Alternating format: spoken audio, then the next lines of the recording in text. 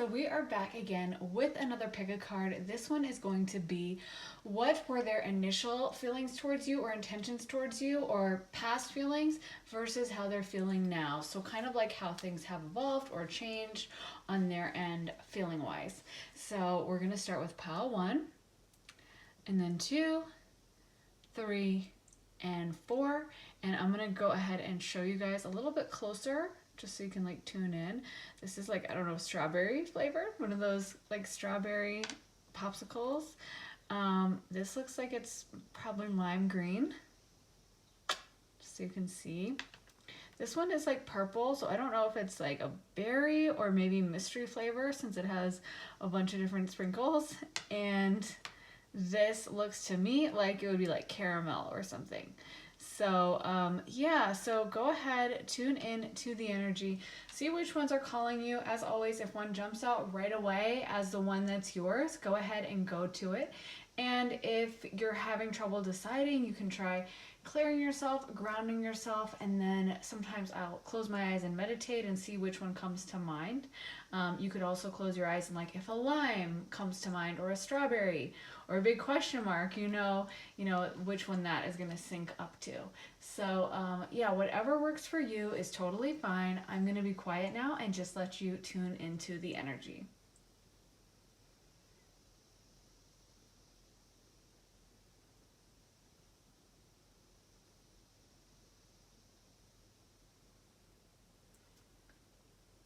Okay, so hopefully you had time to decide. If not, feel free to rewind, pause, and spend a few more seconds deciding.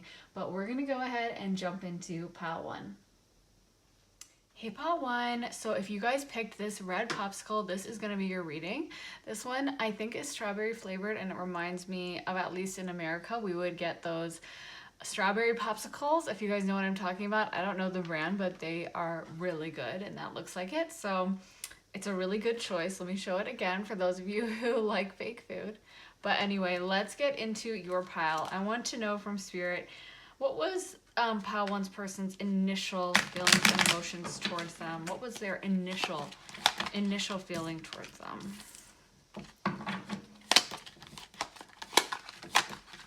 What was their initial emotion?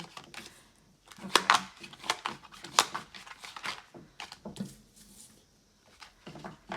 So this person first, when they first met you, they were intimidated by you. They had a lot of respect for you, and it was kind of like they didn't feel good enough for you. I actually think they felt very judged. You know, the judgment card can mean a lot of things, but it's literally in this case like judgment. Like they literally feel judged. Like suddenly you coming into their life made them start assessing themselves of like, wait a minute, maybe my outfit isn't as cute, maybe I'm not as attractive as I thought I was, or maybe my money situation isn't as good.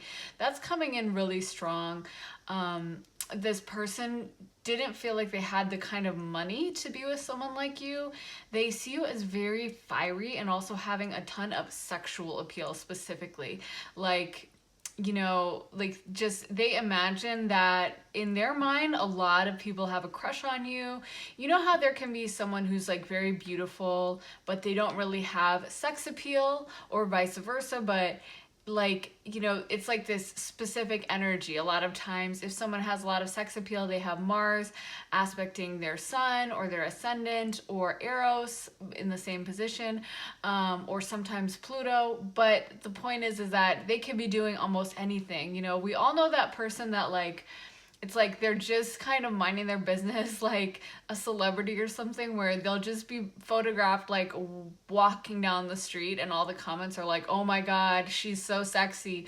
Or about a guy, the same, like, oh my god, he's so gorgeous, I wish I could just, you know, climb him like a tree or something. Like all these raunchy comments. And a lot of times people are like, why are people commenting this stuff? This person's just like minding their own business. It's so bizarre. And a lot of those celebrities, when you look at their chart, they have a really strong prominent Mars sextiling or aspecting the sun, conjunction, or any kind of positive aspect to the sun, and ditto for Eros. And so it's like a blessing and a curse. But my point bringing that up is you guys are like that type of person. Like, you don't even need to be like dressed. You might dress in like revealing clothes and be very like confident in your sexuality, but I also feel like even if you don't try to do that, that's how this person perceives you. Like, I keep seeing in my mind Megan Fox. You guys might have some kind of resemblance to her, or just that energy that she exudes of like powerful sexuality that she gives off, where, you know, she was in Transformers and that was what blew her up to like sex symbol status. And I think in that movie, she was like, yeah, she was, you know, showing her midriff and stuff, and she was wearing like kind of small outfits, but there's a million other movies with that kind of character, right? Like, we see those kinds of female characters all the time. So what made Megan Fox suddenly the worldwide superstar that she is? It's because, you know, she has this raw sexuality to her, and you guys have the same thing. Like, again, I don't mean to like sound obsessed with Megan Fox, but she just keeps coming to mind. And I keep seeing the image of that shot from Transformers, which is really famous, of her like pushing up the car lid. I'm so bad at cars. I don't know like all the pushing up the hood of the car to fix something in it. And like I know so many men just like love that image of her. And when you think about it, she's literally like dirty fixing a car. She's got like sweat, you know, obviously they did her makeup right for the role. But like, she's not in like, you know, what you would think of as a traditionally sexy outfit in a way, and yet it's become this sex symbol image that's so iconic. Or like Farrah Fawcett back in the day, like posing in her red bikini. Like, there's a million girls posing in a red bikini, but there's something that takes that person and elevates them into sex symbol status. And there's plenty of men in the same thing where, you know, they're not even doing something that like should be sexy, but people are so attracted. Like, I'm also seeing like Adam Driver, like he's always turned, like, I don't think they wrote Kylo Ren to be like a sex symbol, but he kind of turned that character into one, you know. And so the point is that you guys have that kind of a thing where it's like, that's how this person perceives you, is almost like a sex symbol. Like, they perceive the idea that lots of people would be coming after you, lots of people would be asking you out, lots of people would be sexually attracted to you. So this person perceived an aspect of like competition, of like, oh my God, I gotta step my game up. And maybe a sense even of like, I don't even know if this person would like me, kind of like defeated, like, this person's out of my league and there's no chance that I could be with them. So yeah, there was definitely like an intimidation factor when they first met you. Spirit, do we have any more cards for how they initially felt? So yeah, this person, so we got the Eight of Cups, or the Ace of Cups, and then we got the Knight of Cups reversed, which is interesting because Ace of Cups talks about emotional fulfillment, but then the Knight of Cups reversed is like kind of like a block there, like feeling incapable of reaching out to you in that way. And I feel like, yeah, this person was very drawn to you and felt like a very like instantaneous, psychic connection, spiritual connection, even if they didn't know what that was, or they might not be someone who is like into tarot, into metaphysical stuff, into like spiritual woo-woo talk, and might not even like know what a spiritual connection is or like that term, and they'd be like, what are you talking about, you know? And maybe in their mind they kind of dismissed the connection as like, well, I'm just attracted to this person because, again, in their mind, you present so sexy, you know? I also think it's like you're their own personal idea of sexiness, you know? Like, I feel like I have friends that are attracted to the total opposite thing that I'm attracted to, you know? And like my type, which can be kind of specific, they're like, oh no, like, yeah, that's okay. But they go the total opposite direction, you know? So we all have like things that we are really into, and then things that maybe we're like, yeah, that's okay, but it doesn't do it as much for us. And I feel like you just really do it for this person. Like, whatever they think of as super sexy, that's what you've got going on, you know? Like, whatever they already look at and see in like a celebrity as like, oh, I really like, that's my type, you know? It's like how everyone can have a different favorite celebrity that they're attracted to. You can talk to someone who is really attracted to Megan Fox, but then you can also talk to someone who is really attracted to like Ashley Graham, you know, on the other side of the body spectrum. And you can talk to someone who is really attracted to Rihanna, you know, and then you can talk to someone who's really attracted to someone who's really pale, you know. So there's all kinds of spectrums of like what we personally find as like our ideal, like everything down the list, you know what I mean? Like hair and eye shape and body type and, you know, skin tone and lip size and nose and blah, blah, blah, fill in the blank. And you guys have everything that they personally are attracted to. Like it's like, wow for them, you know? So I feel like that probably contributed a lot to the intimidation. Like you might even feel like, well, I'm not that much of a sex symbol, but to them you are, you know what I mean? And so I feel like for you guys, that might be why, like, I feel like they were wondering why they were so drawn to you, you know? There was this moment of like, well, why can't I stop thinking about this person? Why is suddenly my mind on them all the time and it's like a magnet pulling me in? And they're not the kind of person I'm feeling who is like super into like spiritual soulmate kind of stuff. Like that's the vibe I'm getting. And so I feel like if anything at first they kind of tried to dismiss their feelings, or they weren't understanding what was going on, and they kind of wrote it off as like, well, look at them, they're just so sexy, like of course I'm going to be attracted to this person, you know. And so it's like that was kind of their excuse to get away from like exploring their deeper emotions. So let me get into kind of how they're feeling now. How is this person, pile one's person, feeling now towards them? Okay.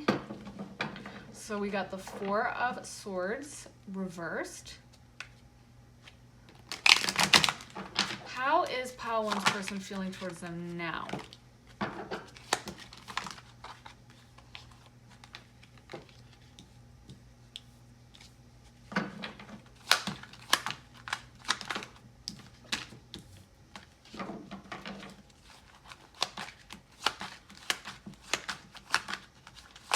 So we got the Fool. Wow. Wow, wow, wow. Okay, so we got the Three of Cups, we got the Fool, we got the Four of Swords reversed, the High Priestess, the Ten of Cups, and the Two of Cups.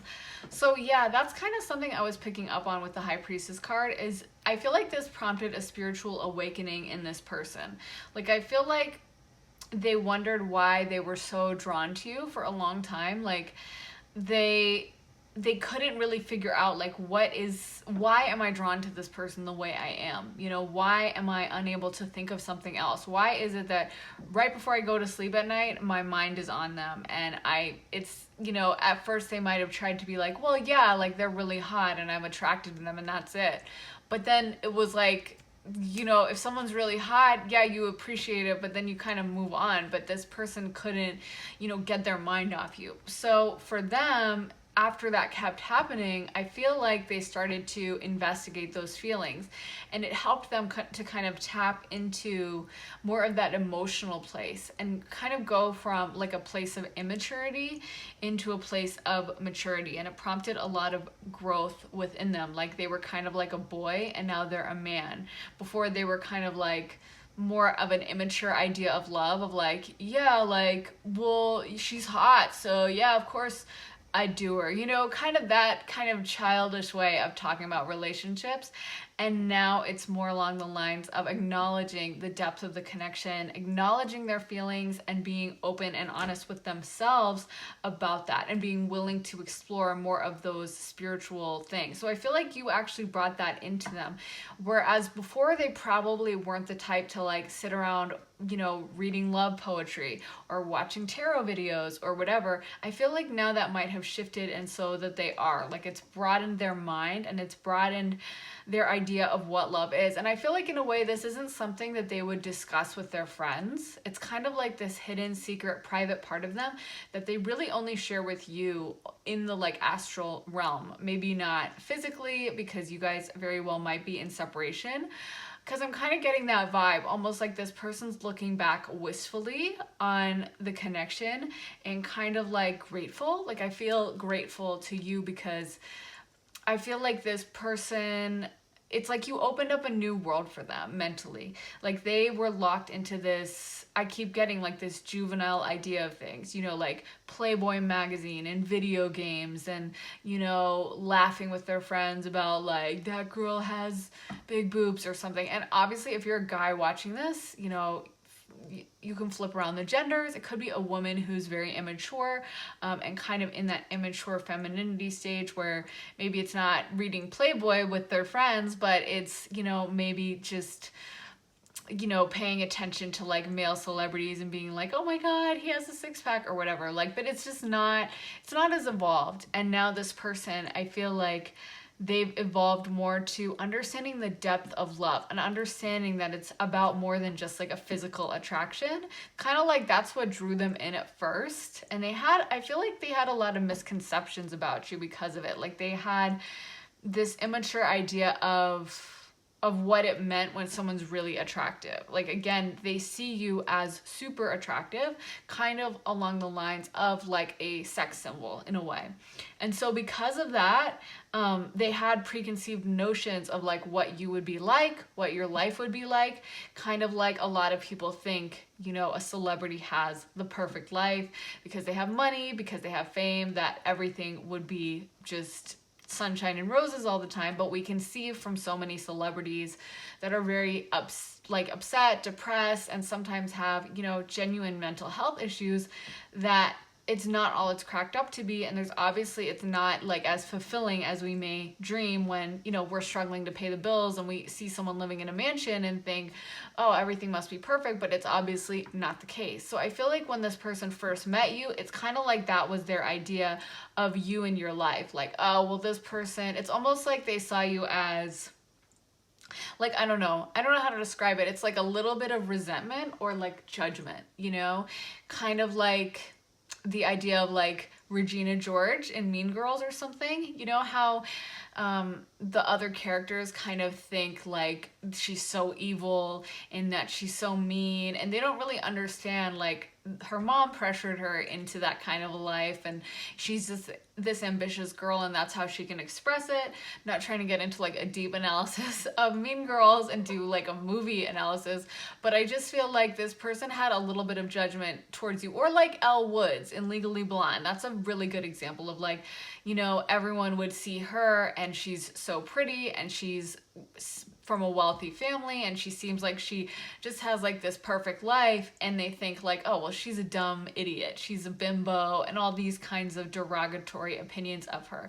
I feel like this person at first a little bit judged you of like, well, they're so hot, they probably use people, or they probably have a perfect life, or they're probably always having everyone give them things. You know what I mean? Like it's kind of like when you meet someone who is super rich or something and you just assume everything for them is like smooth sailing, and then you maybe get to know them a little more and you realize it's more complicated than that. And I feel like because you guys have had this mental connection, spiritual, psychic connection, this person in the course of like knowing you and interacting with you saw more of like the depth to you, and it made them question a lot of their other judgments. You guys have a very deep connection here. We got the 3 of Cups, we got the 10 of Cups, and we got the 2 of Cups. So I feel like this is not just like a flash in the pan kind of like, well, that was a crush, now we moved on. This person, like their spirit guides are acknowledging that they have benefited a lot from this, and they're actually very grateful to you for teaching them this stuff. Like they were in a very immature mindset before, and then you coming into their life in whatever way you did really helped them grow and learn as a person. And so they were able to enter more of that spiritual energy. And also I think it just taught them in general in life not to question, like just because someone has a perfect appearance, or they have, you know, their outfit always on point and they're perfectly groomed all the time, or they're always looking good, or whatever the case may be, doesn't mean they're not, you know, crying themselves to sleep at night or dealing with serious issues, and there's no reason to judge someone because of that.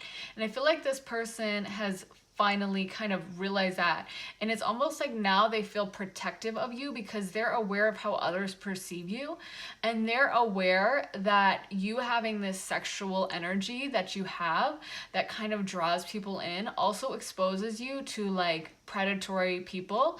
I mean, there's a lot of predatory people that just want to suction off someone's energy, especially, you know, sexual energy is a type of energy. So you can get energy charges from sexual activity with people, good direction and bad direction, you know, depending on the kind of sex or the kind of person you're having sex with. If they're spiritually like have good spiritual hygiene and they're taking care of themselves spiritually versus someone who is in a very dark place spiritually, you can, you know, have a positive energetic experience from it or a negative. But you have a very sexually like strong energy to you. You probably have a very strong root chakra, sacral chakra. And so it's like this person is aware that the energy that you exude, which is a gift and a beautiful thing, but can bring in other people that want to kind of take that, you know, they are jealous of that energy and they want to suction off the energy themselves, so they may approach you and try to get to you in that way. And this person sees that and they don't like it. It's like they wish they could protect you, but there's also like this kind of sense of defeat that they have of like it's over. Like they feel like they're kind of like they've been trying for it and they feel a bit at like a dead end of like they kind of like don't know what to do next. They don't know how to approach you. But at the same time, I don't feel like this is completely over. I just feel like it's almost like it's on pause. Like they feel like it's over, but they just need some time to rest. You know what I mean? And I feel like in a little bit of time, they're going to like have an energy resurgence. I'm seeing someone like who is like lying down in bed, eyes completely closed, like out, like eyes shooting open, and they're up in bed and they're like running out of the room.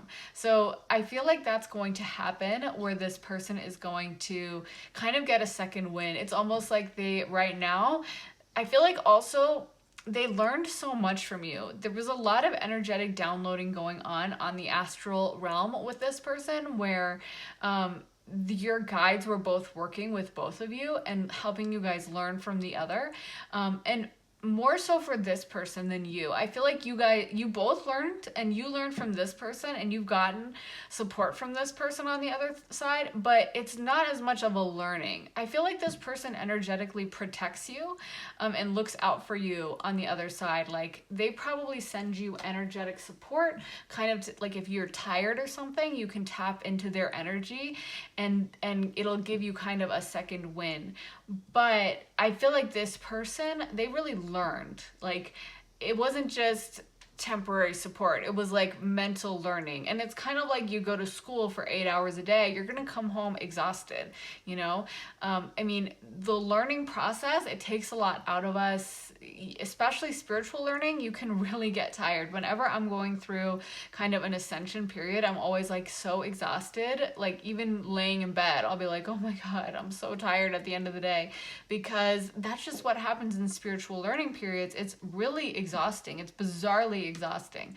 So because this person learned so much from you, they're really like tuckered out right now. They're really tired and they kind of like need a break. And I feel like in their mind, they're kind of like, it's over. I did everything. I tried, but it's not really over. You know what I mean? Like that's their temporary emotion. And once they're able to get a little bit of rest and move on from this period, I definitely think they're going to come back to you with a full amount of energy and try to develop a connection, because this person sees a long-term future.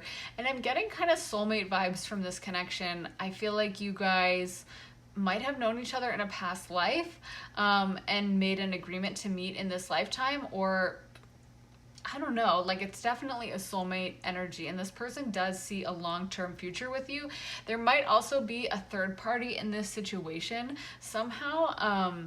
So it could be on your end or their end. I kind of feel like it might be on their end, but their intentions towards you have not changed. Again, I feel like this person was in a bit of an immature energy when they met you, and you've helped them grow and learn, but it might be a residual energy that they brought in that immature stage.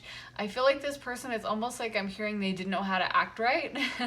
Like, I feel like they were used to acting a certain way that was not the most mature. And then when you came around them, it was like they didn't want to have this learning period, but their guides were like, nope, it's time. And so maybe at first there was a little bit of resistance and a little bit of like, I'm going to do what I want. You're not going to tell me what to do. So that might have been when this third party kind of got brought into the situation. I'm not really sure where this third party factors in, because the energy is not coming in super strong as a factor. I feel like what I'm getting from spirit is that the third party is someone that this person, again, there's this energy of this person being like, I'm going to do what I want. It's almost like a kid or a teenager, you know, that's like, you can't tell me what to do, and like kind of having a tantrum. So it's like this person, your guides and their guides brought you guys together so you could help this person ascend up and spiritually grow. But again, this person had a lot of resistance to that and was very like it made them mad that they had to go through this period. And just like a kid who is like being told what to do by their parents starts rebelling even more, it's almost like this person sensed that they were going to have to evolve and become a better person to be with you, and so they started like acting out, you know. And I feel like that's when this third party kind of came in, and this person is also acknowledging that they made mistakes and that they didn't act like they should have. They look back now on who they were at the beginning and they're like, wow, I was so dumb. And that's, I think, where some of the defeat comes in also, is they kind of feel like, wow, this person, you deserve so much better than me. Like, I made such a fool of myself. I feel like a clown, you know? And so that's where the defeat is. But I think ultimately, because you guys had this psychic connection that is, I think, ongoing, this person is just not gonna, I feel like they've run from their emotions a lot throughout this whole thing, and your guides are just like, okay, keep running, you're just tiring yourself out, you're not going anywhere. Like, you may think you're running away, but you're just on a treadmill running in place and using up all your energy, you know? So this person, as much as they may try to get away from their feelings by sometimes doing like destructive things, they're really not going to be able to. And I think sooner or later they're going to have to acknowledge that to themselves. So let me get some more cards and see what other messages they have for you. What were their initial emotions compared to their emotions now? So we got choose love. You always have choice. Make yours with love. And honesty is essential. Speak with love and truth. Are there any other messages for pile one from their person?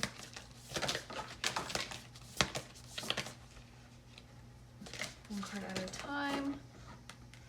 Wow, we got the Union of Hearts, a love connection that defies explanation.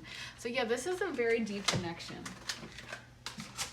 I mean, this isn't just, and we got focus on love.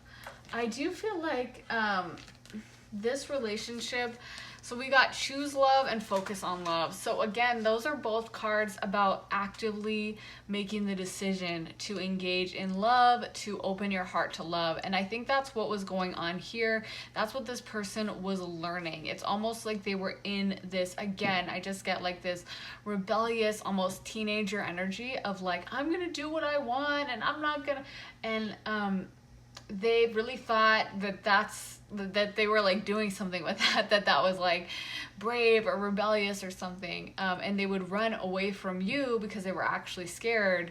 But that's why Spirit brought you guys together, is because they wanted this person to like wake up, you know, and to mature up and to realize that they really have a lot more potential than they give themselves credit for, and this kind of like rebellious teen act that they're doing is not actually beneficial to them.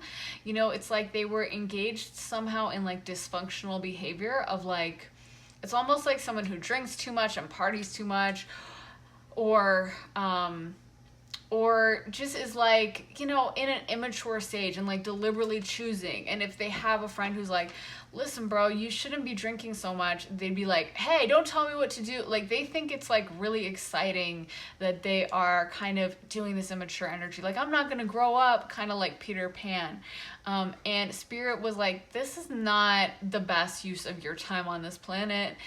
This is not, you know, the revolutionary act that you may think it is. And so Spirit just kind of came in and brought you into the situation so this person would realize that they need to grow up a little, and that they actually have so much more potential than they're giving themselves credit for, and that settling down and choosing love with someone is not this boring thing that they think it is or that they make it out to be. It's actually super beautiful.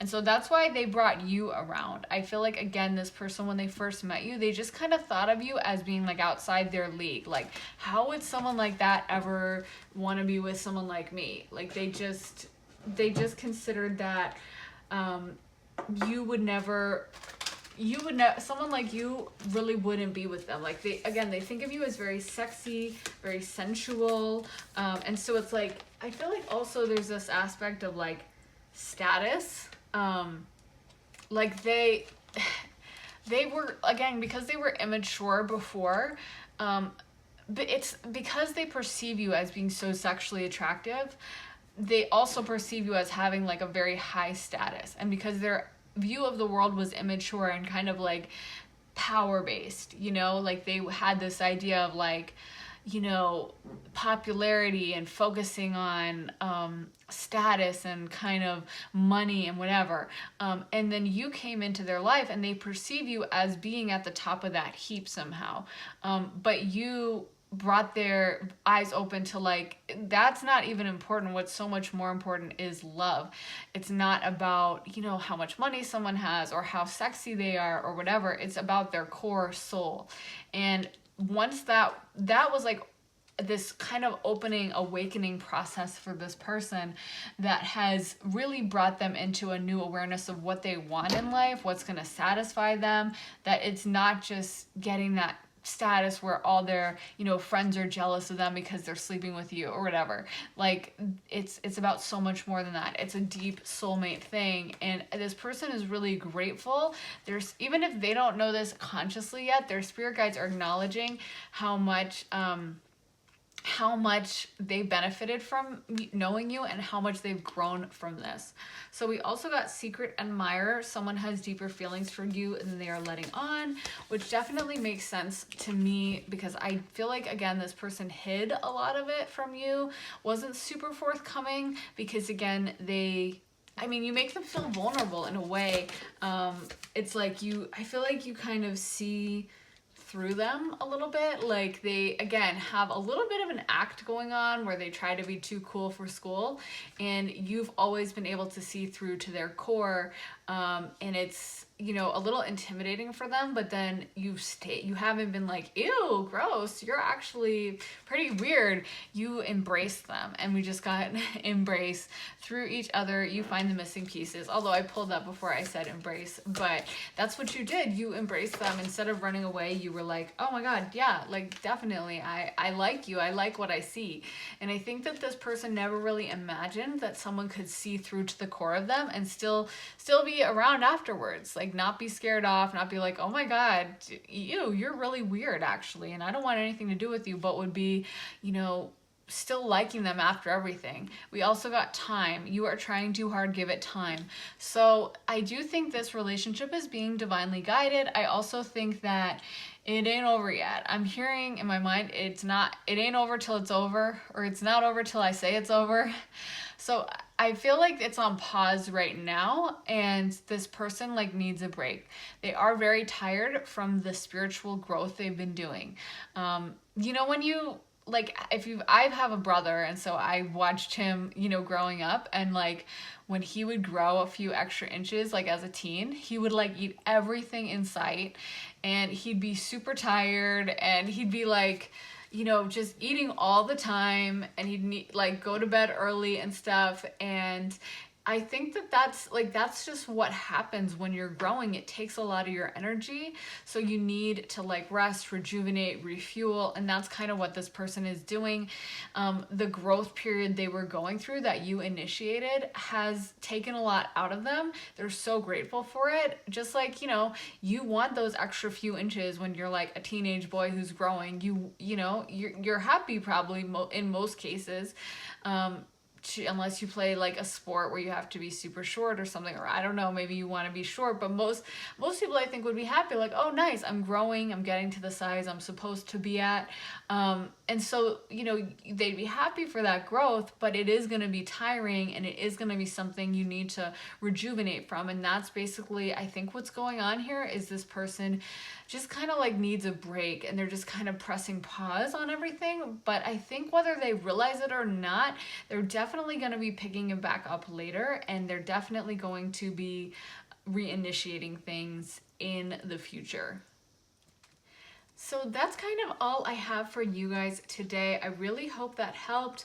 I think this is a beautiful connection. It's definitely divinely guided, and it'll be interesting to see what happens in the future, because again, I keep getting it ain't over till I say it's over, or that line from The Notebook where he's like, it's not over, it wasn't over, it still isn't over, and he grabs her in this kiss. Like, so I think right now it's definitely on pause, but this person keeps thinking of you, their thoughts keep circling back, and I think sooner or later they're gonna, this is like the theme of this relationship, is like this person trying to resist you and being like, I'm not gonna do this, and then giving in and being unable to resist and just having to, you know, come forward. So they're a little bit stubborn at first, but Spirit is just, you know, pulling them back. So Spirit isn't going to let them get away. So I really hope that helped you guys. If it resonated, please let me know. I love reading all your comments. They mean so much to me. So let me know if it resonated, and make sure to like and subscribe. I post every few days, so if you want to see more, make sure you're subbed. And yeah, I will see you guys in the next video. Sending you so much love and light. Have an amazing day, guys. Bye. Hey Pal 2, so if you guys picked this beautiful lime, I think it's lime, green popsicle, this is going to be your reading. Yeah, it looks like lime to me, but it might be, I don't know, matcha or another like green dessert, kiwi, I don't know. But it looks really good either way, a refreshing summer popsicle. So let's get into your reading. We want to know what Pile 2's person, that sounds like a tongue twister, thought of them when they first met them. What did Pile 2's person think of them when they first met them? What did Pile 2's person think of them when they first met them?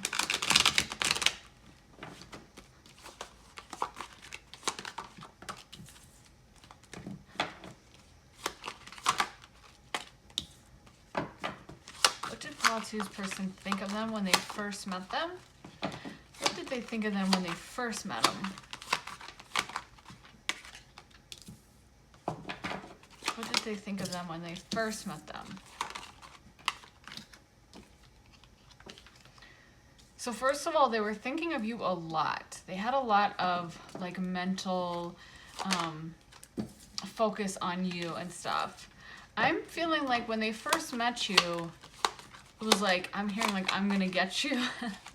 Not in an evil or malevolent way, but like they thought, okay, so this is that card that flew out, and then I was like, okay, that's like second part of the reading that you're like depressed, but it came out again. So I guess it really wants to be in this deck. So we're gonna count it. So we got the 9 of Swords, we got the 8 of Wands reversed, we got the Queen of Swords, the 4 of Pentacles, the 9 of Cups, the 9 of Wands, and the 8 of Cups, and the 7 of Cups. And we got the 3 of Cups. So I feel like when this person first met you, first of all, I feel like this is so interesting. Can you clarify these cards, Spirit? Can you clarify for me what is going on here? Because a lot of these cards kind of don't make sense. One card at a time. So I feel like when they first met you, this person was going through kind of an identity crisis. Like there's so many cards that are kind of contradicting. And I feel like when they first met you, they were kind of like intending of like, okay,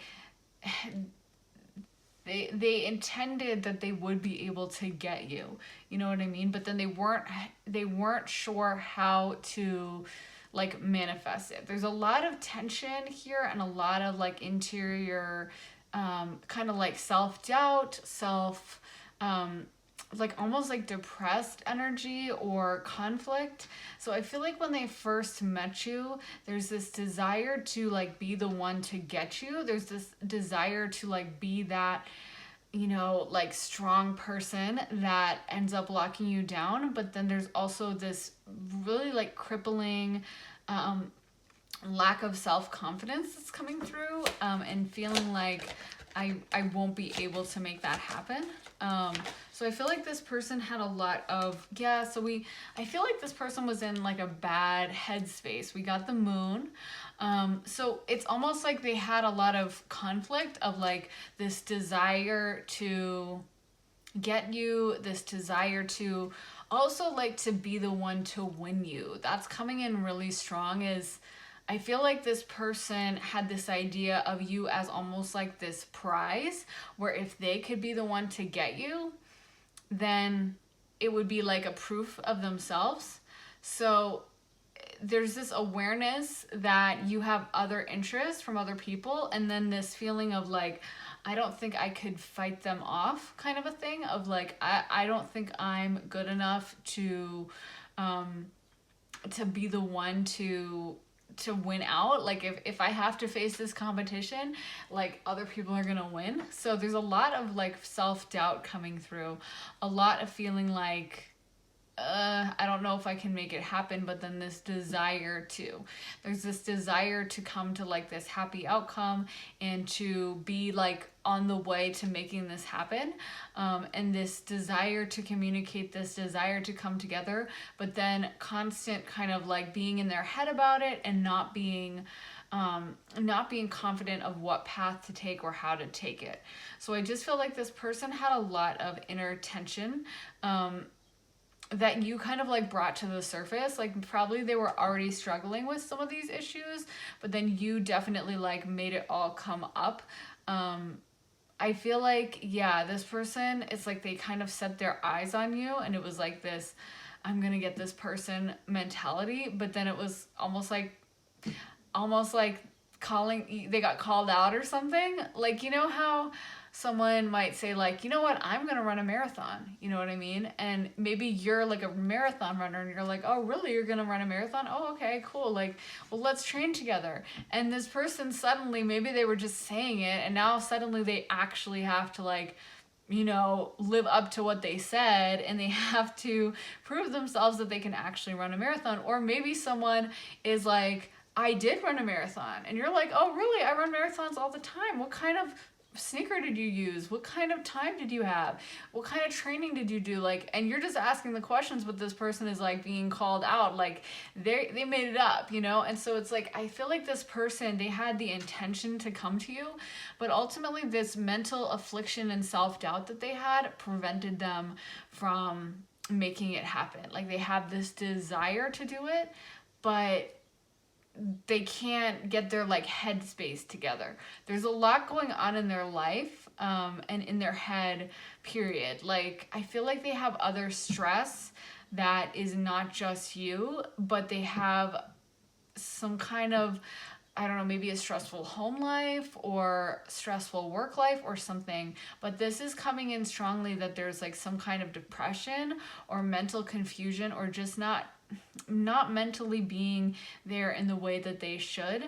So yeah, I feel like even though this person wanted to make things happen between you guys, it was kind of out of their control. You know what I mean? Like they had too much on their plate, and they really couldn't have the headspace to come to you in the way that they should have. So let me get some cards now. We had to pull a lot for this, but let me try to make some room and find out how they're feeling now. Yeah. Okay, so how is pile two's person feeling towards them now? How is pile two's person feeling towards them now? How is pile two's person feeling towards them now? Hey guys, so it was getting a little dark, so I adjusted the lighting just a little bit. But yeah, so how does pile two's person feel towards them now? Okay, so we got the King of Cups and we got the Death card. We got the King of Wands, the Magician reversed. Oh God, the Tower. The Emperor. Okay, that's interesting. And the Three of Swords. Wow. I mean, this person has a lot of heartache, you know. This person is very upset about this situation. So again, their mindset is very, like, I feel like they're back and forth, because we got the Magician reverse and we got the Emperor. But ultimately, I think this person feels disempowered in a way. Like, I feel like they feel like they've grown a lot, and they feel on one hand almost like more powerful. Like, this relationship has brought in an awareness of their power. I feel like your guys' mental connection and the kind of psychic connection you guys have has empowered and made this person grow, so that they are more aware of their emotions and like their psychic abilities, and also of their sexuality. Like, they feel more confident in a way they didn't before. It's almost like that person I'm seeing, like, you know, the movie She's All That, like Lainey Boggs, how she starts out like being like so like unsure of herself and kind of like nerdy with her glasses, and then she turns into like this super confident woman by the end, because the attention of Zach. I feel like I'm like a She's All That scholar. Like, I know all the names and stuff, but I don't know. I guess I watched it a few too many times in my youth. But the attention from Zach makes her realize that she is, you know, super beautiful, and she has all these amazing traits. And I feel like that's something you brought to this person. Is before, it's almost like, I feel like they thought of themselves as like gross or something. Like, they thought of themselves as like unlovable in a way. I'm also getting like, I don't know, I've gotten this twice now, and I didn't want to say it at first because it's a lot to speculate about someone's past, but I feel like this person might have a history of some kind of trauma, or not getting the kind of love and validation from their family that they should have gotten. Like, I feel that whatever was going on in their family, it wasn't that kind of solid foundation that would make someone like really confident and make them feel like, you know, I can do anything. Like, I've noticed that in my friends who became like really early on entrepreneurs, that almost all of them had like super strong family support and super strong families that were like, yeah, you can do whatever you want. Like, I read about like Taylor Swift and Emma Stone, that both of them told their parents that they wanted to move to like LA for Emma Stone, Nashville for Taylor Swift, and become, you know, an actress and a songwriter for Taylor and Emma. And, you know, they were both like 15, 14, 16, whatever. And their parents like agreed. Like, imagine that. I mean, most people are, if we asked our parents like, hey, would you be down to just move states because I want to become a singer or something? 99% of parents would be like, hell no, you know? And I'm not saying that all parents should do that, or that, you know, that like, or that they shouldn't, or anything, but I just feel like, you know, it can be so much and put someone on the road to success when they have parents that are like fully believe that they're amazing. I mean, my parents, like, and I'm not trying to like be like, oh my God, I'm so sad, but it's like, my parents would be like, girl, you must be crazy. If I was like, can you pack up your stuff and have we move across move across country so I can do literally anything, they would be like, absolutely not, we can't. And so, like, and again, I'm not saying that as a sob story. I'm just saying, like, I think that's the case for most of us. But like, when someone has that family support, it can just kind of like fast track them. We can all reach success eventually, you know, on our own paths, but it's like having that kind of head start can mean a lot. And I feel like not only did this person not have like those super enthusiastic parents that would drop everything to help them move across the country, because obviously that's extreme and that's a very extreme situation, but they had parents that were like, you know, not giving them the confidence, making them feel questioning about themselves, making them feel like maybe they weren't so great at all. Maybe they were the opposite of great. Maybe they were a loser. You know, they had parents that really made them like doubt themselves. And so it's like that doubt kind of, especially when you get that from your parents, it seeps into like every cell in your body when it happens to you at such a impressionable young age. And I feel like that's what was going on here. This person has a history of self-doubt, of kind of, I mean, I'm just being honest, they might even have like self-harm or something like that. Like they really do, they had a very negative image of themselves. And you brought in this complete change in their life where suddenly they were able to see themselves through your eyes and pick up on how you view them, and it meant everything to them. Like, I feel like before they didn't even realize they were worthy of love or that anyone would love them, and then they have such a high view of you that it's like you looking at them the way you looked at them and being like, this person's really cool, it's like, oh my God, I didn't know someone like that could ever look at me and like even like me a tiny bit, even be like, oh yeah, they're okay, you know what I mean, let alone really like them and give them energy. And they feel the psychic connection from you guys. Even if you guys aren't in active communication, they feel the psychic connection. So it's made them feel a lot more empowered in a way they never felt before, and made them come into their own power of like, you know, maybe I'm not so bad after all, and actually I have a lot to bring to the table, and actually I'm actually, you know, pretty cool. And so this is a very positive thing. And also you will get big karma for transforming this person in this way, because this is like doing high level spiritual healing work that even if you didn't mean to do it, you know, you did it for this person and you transformed them from a very negative thinking pattern into this awareness of their own potential. And this is just beautiful spiritual work, period. Not just even in a romantic context, but anyone who does this for someone else, it's like, damn, you just became a karma millionaire, you know what I mean? You just ranked in all these karma points. It's like, you know, you hear those people who invested in Bitcoin because they bought like $10 worth of it, you know, back in like, you know, whenever Bitcoin started, I don't know, 2012, I don't know when. And now they're worth like, you know, tens of millions or something. And that's like you guys, like you didn't know you were doing this work probably, but that's what you did. You really changed this person for the better, and they feel very empowered in that sense.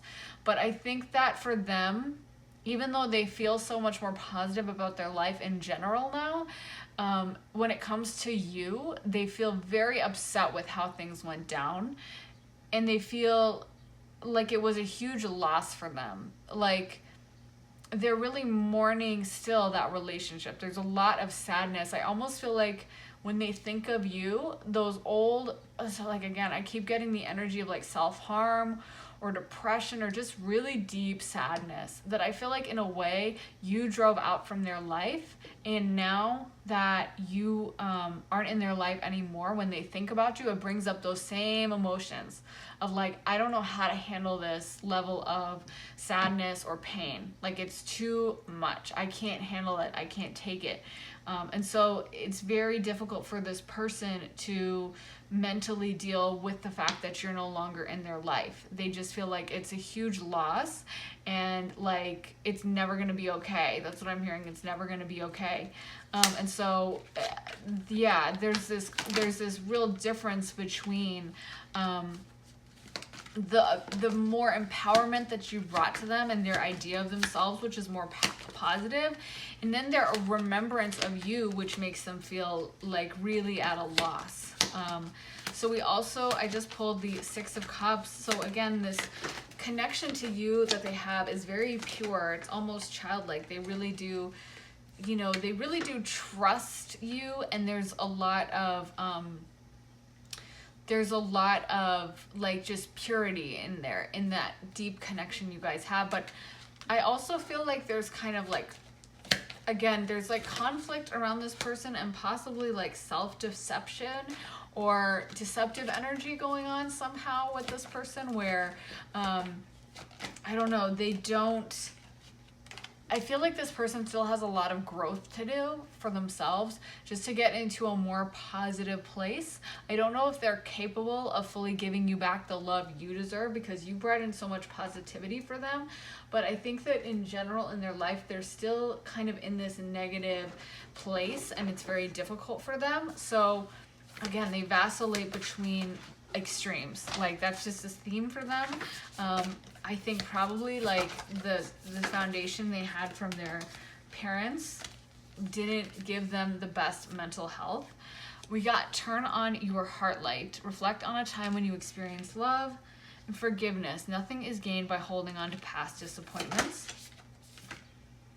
So this person, they might have also done something that was like messed up or hurt you. They might have not intended, but this person is in a very dysfunctional mindset.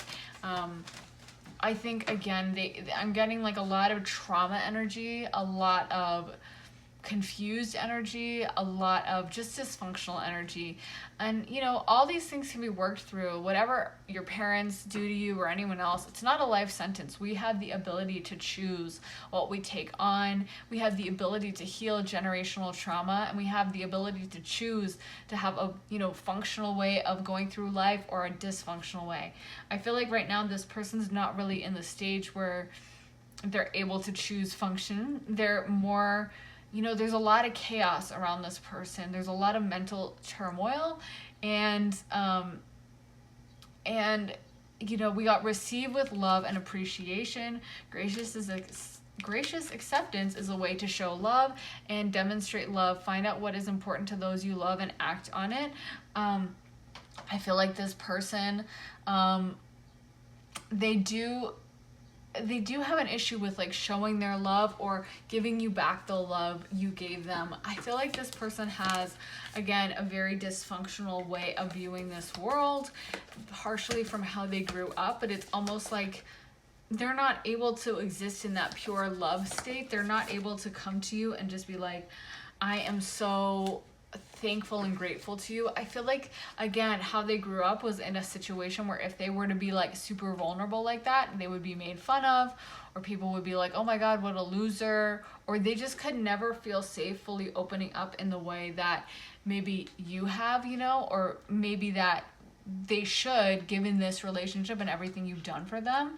So because of that, it's just not like, it's not something that can move forward in the right way. There's so much pain this person is dealing with and struggling with, and I feel like it causes them to act out in dysfunctional ways. There might have been some aspect of cheating or something, but I feel like this person, whatever they're doing, they're just not in a place where they can be like a good, responsible partner and come to you with the respect and the love that you deserve. And that's what Spirit is really saying. This person's in a growth period, but they really are in a growth period. Like, this is not just like, oh, well, I need to learn a couple things. This is like, this person's in like juvenile detention, and they need to learn a lot, and they need to like, they need to go starting at like kindergarten and learn all the way into 12th grade.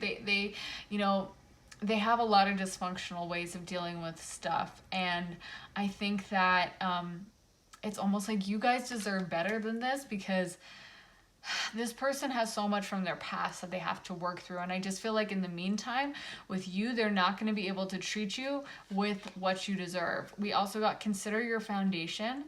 Look how committed you are to love. And so, yeah, I think this person was really affected by like their childhood and by, the kind of life they had growing up. And they're just not really capable of coming at you as like a responsible relationship partner. Like, listen, I got this. Hey, don't worry about it. And I remembered your birthday and I got those roses you like, or I cooked your favorite meal. And like, you know what I mean? Like those things we need in a relationship just to feel kind of emotionally safe with someone. Like, you know, you can trust me and open up, and I'm solid and I'll be here. It's not to say that you have to be perfect to get into a relationship, but there has to be a level of like functionality that I just feel like this person's super immature, and it's not necessarily their fault, but it's up to them to solve it, you know? It's up to us to heal all our, you know, childhood trauma, as much as it sucks, because you know, either we solve it, or we're gonna have to live that way for the rest of their life. So I would much rather solve it and do all the work myself, even though it's maybe not fair that, you know, that we have to be the ones to do the work, that clean up the mess that someone else started, but it is what it is. And I feel like this person, so we got healing. Imagine yourself and your beloved surrounded by light. Feel your relationship being healed at this very moment. This person has to do a lot of healing on themselves before they can come and reunite with you. They have to heal themselves, because I just feel like if you guys were to join up now, this person just acts in dysfunctional ways, and they would sabotage the relationship, whether they even are aware that's what they're doing or not. They might think or have every intention of like, I'm doing it, I'm fixing it, but I'm doing everything right, but they're really not. They're acting in dysfunctional ways. They learn dysfunctional ways, and they've never taken the time to unlearn those. So if you want to do a meditation to help this person heal, you can picture them and yourself surrounded by white light, or just them, you know, and send them healing energy, and you can do a meditation to help them heal. You can imagine them walking around in a bubble of white light, and that is a powerful healing energy that you can send in their direction. But I just feel like for now, it might be good if you guys are separated, because I feel like this person just can't give you the love that you deserve. You've helped them heal so much. Oh my God. And as I'm saying this, I pull exactly this. Exactly. So close your eyes and tell yourself that you deserve to feel joyful. You can allow joy into your life regardless of the circumstances you currently find yourself in. I feel like you guys have such a sweet, open heart, and you deserve joy. You deserve someone that is going to cherish you. You deserve someone that is going to treat you really well and actually like respect you and give you everything that you need and deserve in a relationship. And like, this person is just too caught up in their own pain to really give that to you fully, you know? They are just too caught up in dealing with all this stuff they have from their past, which granted is a lot. So I'm not trying to like make fun of them or make light of it or be like, get over it. But this is not the energy that is capable of bringing in a positive healing relationship. I have been in relationships in the past that were like, I didn't realize it at the time, but were kind of like trauma-based relationships where we both were echoing dynamics from like, you know, we all do that, like echoing dynamics from childhood, you know, with our parents. Like maybe you had a parent who wasn't very communicative and you couldn't talk to them, or whatever the deal is, and you go after a partner who's also not communicative, you know what I mean? Or you had a parent that was kind of distant and wouldn't really care that much about you, so you go after a partner who's very non-communicative and doesn't text you back. Or the opposite, a parent who was like smothering and would always had to know where you were at, and you find the same thing in a parent.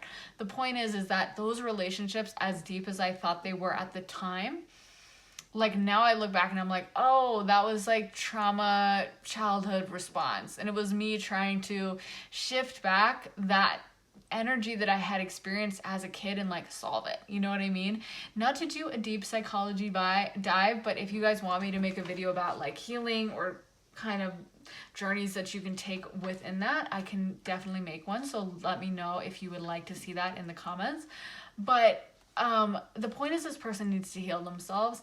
And I don't think, like, again, I thought those relationships were so deep, so meaningful, so like poetic. And now I look back and I'm like, oh, like, oh, that was me echoing like whatever happened when I was like, you know, 4 years old, and I was, you know, whatever XYZ with like parents. Like we all do that unless we take the time to address kind of those like childhood things that get etched into our mind. It doesn't even have to be that deep. You know, it doesn't have to be like your parent was the worst person alive, but we all get affected by like childhood stuff and random kind of like detritus that we just pick up along the course of our lives. And it's up to us to like cleanse it out, heal it, you know, clear it away. And I feel like this person, you know, this relationship, I feel like you keep being drawn to this person, but they are just not capable of giving you the kind of love that you deserve. And you have a healing energy that you bring to the world. You might have had that dynamic with a parent where like you were always the therapist for them and they would be stressed out about XYZ going on in their life. Maybe the relationship with, you know, their partner, and you would be the one who would listen to them and like cheer them up or make them feel better. There's all kinds of weird dynamics that happen with our parents, and I feel like you guys have this healing energy, healing role, and you might be drawn to people or be drawn to this person because you sense their dysfunction and you want to fix it for them. But you really need to focus on yourself a little bit, because you're not going to get what you want from this situation with this person being so dysfunctional. They're never going to be able to give you the thankfulness that you deserve. It's okay for us to heal other people. It's okay for us to use our gifts to help others, but we also always have to be treating ourselves with respect, our gifts with respect. Gifts that we get for healing, for psychic abilities, all these things, they're gifts from God and from Spirit. And when we give them away to people that are just going to use them and never appreciate them and just kind of trash them and just be like, oh, thanks, yeah, whatever. It's like, that's disrespectful to God. He gave you that gift and you're like throwing it in the trash basically, because no, you know, they're never going to appreciate it. They're just going to be like, oh, thanks, yeah, whatever. Okay. And so, you know, it's important for us to use our gifts selectively with people who are going to express thankfulness, to give us things back, and not just like wasting it away. You know what I mean? So I feel like for you guys, I just would love to see you guys. I feel like you guys, I don't want to give you advice and turn into like a totally different reading, but I just don't think this person is really that capable of giving you the love that you really, really, really deserve. And you guys have brought a lot to this person, but it's like, what are they bringing back to you? You know, because you deserve to get stuff too. You are not the martyr that has to be burned at the stake. You know what I mean? And sometimes we can get in that mode, especially empaths and healers. We can all get into that vibe. I know I've done that of like, I'm gonna heal this person. And I had to learn, and it was my meditation for a long time. And my mantra was just, it's not my job. So I would see someone, maybe a homeless person, and feel really bad for them and get into like this negative spiral of like, oh my God, oh my God, that's so sad. It should be me. Oh my God, they're like, and it's like, what good does that even do? You know what I mean? So my day's ruined. Whatever manifestation I was trying to do is ruined. Their life isn't any better. And my healing energy is just being kind of squandered. So I started telling myself it's not my job. And I would do that in relationships too, with like dysfunctional people. I would have dysfunctional friendships, dysfunctional romantic relationships. And it was a big process of me telling myself, I don't need to take care of this. And I deserve a relationship where I get nice things back, and it's not just me taking care of someone. And I feel like that's something that I want to see for you guys, because I just don't think this person is capable of reciprocating. You deserve to be on your own healing journey and being with someone where you're both giving each other. That's where the real beauty happens. That's where the real soulmate, beautiful, like twin flame, gorgeous relationship can take place. Pure love is when both sides are helping each other. Both sides are engaging on the healing journey, and it's not just one person doing all the work and the other taking. That's dysfunctional. So I think for this, and again, this totally turned into a different reading, but I just think that, yeah, this person's original intentions were, I mean, the whole intention the whole way is like very back and forth, very confused energy, and that this person, they definitely liked you. They definitely liked what they saw, and they were definitely interested in being with you. But I just feel like they're so focused on their own all their issues, and it takes a lot of their mental headspace, and a lot of their emotional space is dedicated to like this past stuff that they have going on that they haven't worked on healing.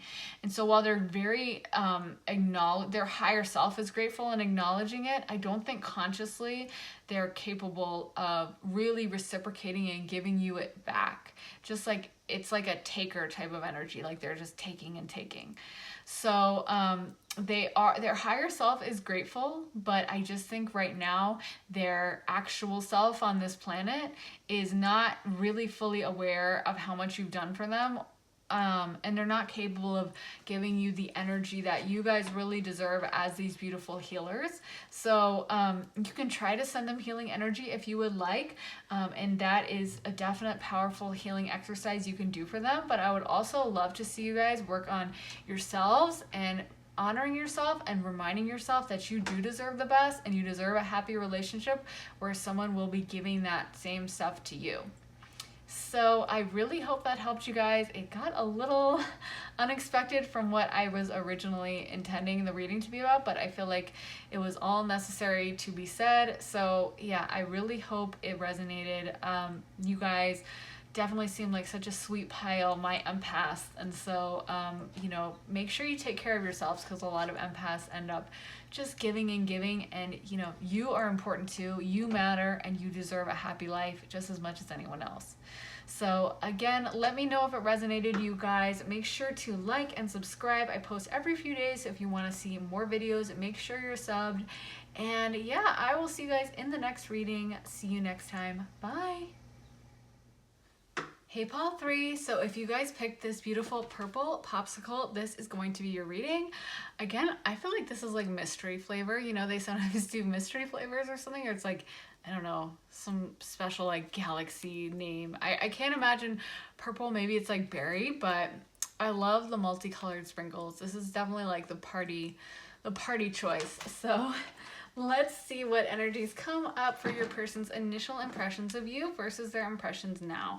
So we're going to go first pulling card spirit for what their initial impressions were of pile 3. What were their initial impressions of pile 3? What were their first thoughts when they first kind of came around them?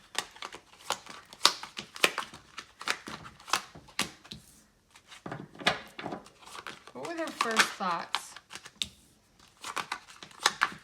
when they first came around pile 3?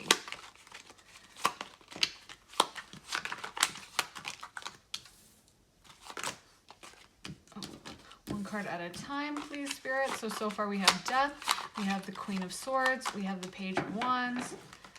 What was pile 3's initial impressions?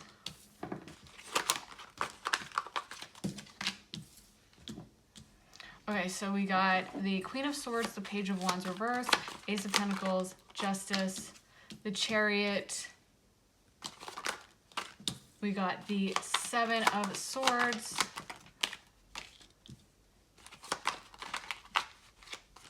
What were their initial first impressions? Initial first feelings, please, Spirit.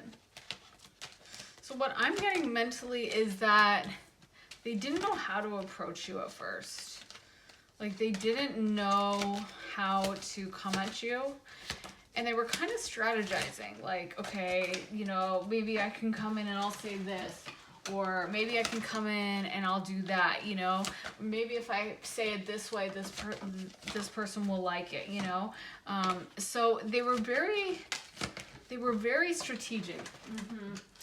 Yep, we got the Five of Swords, exactly. So this person was very strategic. They were kind of putting their thinking cap on, and, it's like I'm seeing like a general, like in like, like I've never been to war, so this could be totally not what happens, but I've seen war movies, like in the old-fashioned days or the old days of like the 1700s in Europe or wherever, or America or wherever. They'd have like a tent, and the generals would be like inside, all in their like old general gear, like their regalia, their like brass buttons and stuff, and they'd be like looking at like a map, and they'd be like, we're going to move the troops there, and then we're going to take them there, and then we're going to loop around this way. And back in the day in like Europe and stuff, you know, those walled cities in like Italy or France that were built on like mountains, they'd sometimes like cut them off to try to, you know, prevent them from getting food, so they'd have to surrender. The point is, this person was like, they had their strategy book out, you know what I mean? Like they were kind of plotting and planning about how to get to you. They were not just like, okay, let me just come up to this person and just introduce myself and be very honest. They were very strategic and very, like, you might not have even known that they were doing this. Like, you might have been like, okay, so this person, you know, they're talking to me, they're like being nice to me, but they had like this end goal in mind. Like they're like, no, oh yeah, just wanted to ask you about your day, that's all I'm doing. But you know, ultimately they had a goal in mind that was more like long term, but they were not going to let you know that. I feel like they really felt like they had to be very like low key about it. I'm getting the word subterfuge, kind of like an SAT word, but it's like they were very strategic. They were very secretive about how they approached you. Again, I feel like maybe this came from insecurity on their part of like, I don't want to look like an idiot if this person rejects me, or maybe they just, I feel like in a way they felt like they had to be that way to keep you from being scared away. Like, I'm getting the vibe that in their mind, they felt like if they were to just come at you and be like, hey, do you want to go out on a date? You would be like, oh my God. Like, that's how they felt, at least. Maybe they're insecure, or they just perceive you as being like that way. Like, maybe they perceive you as kind of one of those people with a little bit of a, you know, fear of intimacy, who's not looking to lock things down right away. You know, kind of like if you were going to date like Rihanna, you know, you might not just approach her because she's such a like a bad bee, you know, she's like so tough and strong that a lot of dudes would probably be intimidated and probably feel like if they came up and were like, hi Rihanna, would you want to go out to the local Italian place in my hometown and you know, I'll get you a plate of spaghetti and we can like split a tiramisu for dessert, that Rihanna would like laugh in their face. Like, they probably feel like if they were gonna date Rihanna, they'd have to do like some mental gymnastics and make up an excuse like, oh Rihanna, I have these boots I want you to try on. Should I bring them over to your mansion? Sure. And you know, actually, I also have this bottle of really expensive champagne lying around. Might as well bring that too.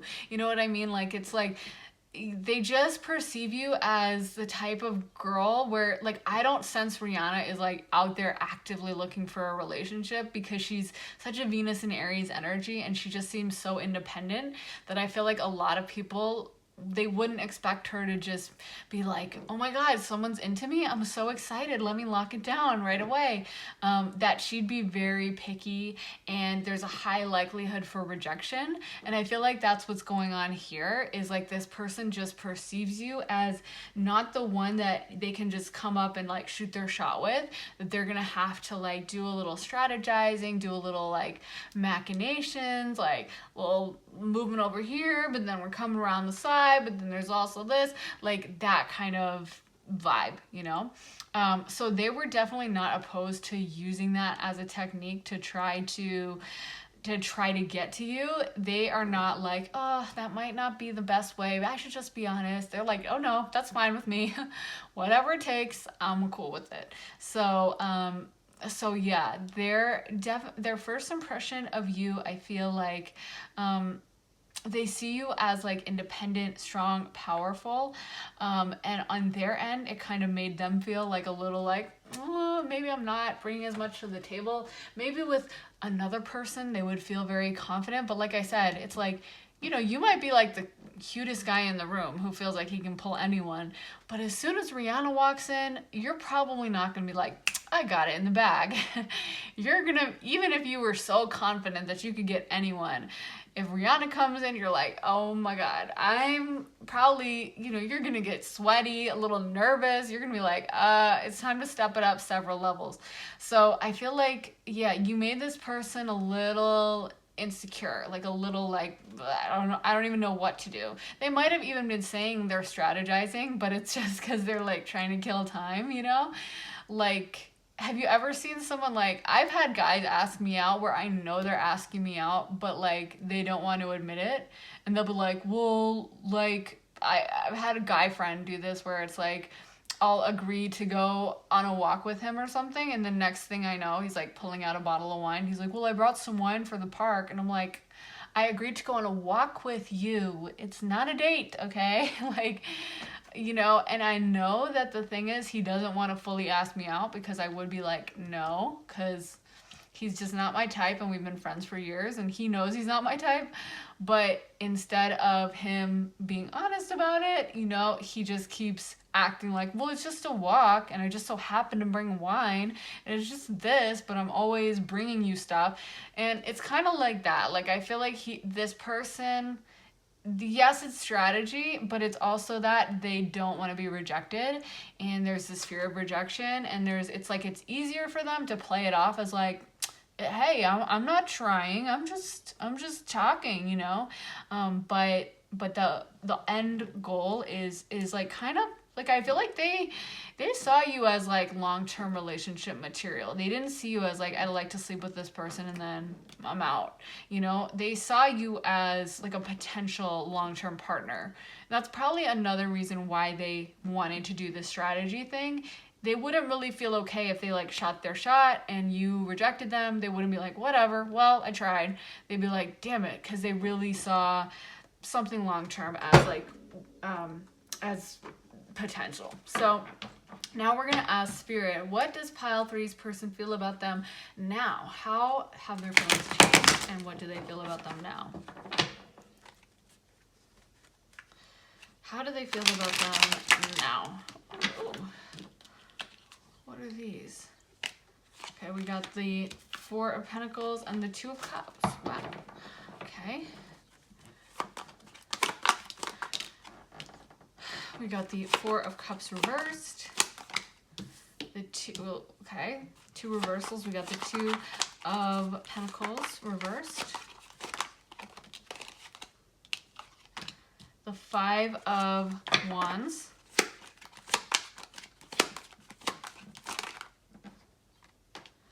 The 2 of Wands reversed.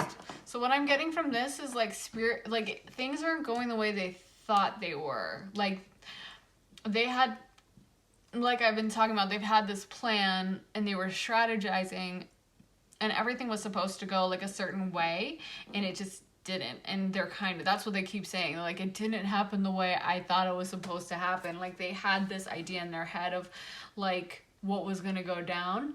I feel like this person really, like I said, they really imagined a future with you. Like, they really did. They really, like, I feel like they were the kind of person who was like imagining dates, imagining, you know, you guys waking up next to each other, and imagining almost like what your kids would look like. Or this person really saw like a long-term thing. And so again, it's almost like, I feel like, yes, I keep saying this, but yes, they were strategizing, but like, again, it was like an excuse because they feel so intimidated by you that it's easier for them to be like, they would be like devastated if you actually told them like, no. And so it's like, because they were afraid of getting that response from you, they kind of didn't approach you fully like the way they intended to, the way their heart told them to. They were too scared and they kind of chickened out, and they kind of were like, well, I'm just gonna talk, but I'm never gonna actually put it all out there and fully make my feelings known. And this person probably told themselves like, no, it's gonna work out. Like, I have done this before, not in romantic relationships, but with plans with other things in my life. It's almost like I procrastinated on a project, and then I've told myself, you know, well, it'll be better because I'll be writing it at the last moment, and so I'll have so much more energy for it, and I'll be like choosing my words much more strongly. It's like we find these justifications, you know what I mean, for the behavior that is not actually us at our best. Like, you know, when you just make those stupid rationalizations that you don't even really believe them, but it's easier for you to say that. Because I used to procrastinate in like college and high school a little bit too. And I would always, like, I remember before tests, I would pull all-nighters the night before my test, and I would stay up the whole night studying. But then the test would be at like 4 p.m. or 1600 hours if you're like international. And then or 16 hours, and then I would be exhausted the day of the test, and I would usually do really bad on the test, but I would tell myself that because I hated studying the weeks before. So instead I'd cram it all, wait for the last moment, and I kept telling myself, like, this is my strategy. I've mastered it. This is my strategy. I chug Red Bulls, I stay up all night, and then I'd be like, why am I failing my test? Or not failing, but why am I doing like bad on my tests? And I studied so hard. And the thing is that what it was my mental like gymnastics, because I liked pulling those all-nighters, and I would get nervous before the test, and I would have all this energy anyway. So I just was like, I'm gonna stay up all night. But the point is that in my mind, if you had asked me at the time, I would have been like, no, I'm definitely doing it on purpose. I have my whole plan. It's going to work out perfectly. I'm going to ace the test. I'm learning everything. I'm way smarter than the people studying weeks in advance. I'm doing it all in one night. And meanwhile, that's totally not how it worked out. I did worse on the test than I think I ever would have done had I even like not studied at all and just taken them with a full night's sleep, you know? So the point is that I just feel like this person told themselves like this whole narrative about how things were gonna go, that they were gonna approach you in a certain way that was very beating around the bush. Like, they didn't want to make themselves vulnerable and admit the depth of their feelings towards you. And so they were like, I'm gonna play it cool, or whatever they use, like the language they use. They would tell themselves that they were doing it on purpose, that it was gonna work out for their advantage, that they knew they were playing the smart game, you know what I mean? And that's not what happened. And now they're kind of in that stage of having to admit, like, I messed up, you know? And they also perceive you as having a lot of other interest in you from other people. And I feel like this person might be watching your social media, or you might be posting photos of with other guys, or they perceive that as you have, there's a lot of like competition around you for you. And so it's like for them, they're kind of like, damn it, I didn't handle that correctly. I really messed it up. And where I thought I was going to be with you is not where I am. Again, I feel like this person, if you had asked them back when you guys met, or whenever you guys were engaging, if you had been like, where will you guys be in 6 months or a year? This person would have said like, oh, well, we'll be fully dating. We'll be exclusive. She'll or he'll be sleeping over at my house or apartment every night. You know, they'll have my key.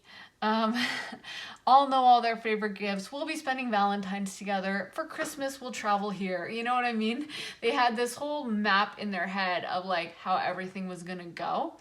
And then when it didn't work out that way, now there's this kind of like, oh, like I messed it up, just realization, and constantly thinking about what could have been, what should have been is what I'm hearing in my mind. That's like a song, and it comes up for me a lot. I listened to the song like once back in like 2010, and for some reason it comes up in so many of these readings, but I think it's Rascal Flatts, and I think they say what could have been, what should have been, and that's what's coming up here. This person, it's like they keep thinking about, I thought it was supposed to turn out that way. You know, when you like plan out a social event with your friends or something, or you plan out something really intensely in your head and you're like, we're gonna go here, it's gonna be the best time, we're gonna start for dinner there, then afterwards we're gonna go to this bar, and then, you know, maybe it's like a weekend, like you plan out like a girls trip or something, where it's like, we're gonna do this on Friday, and then on Saturday it's gonna be brunch,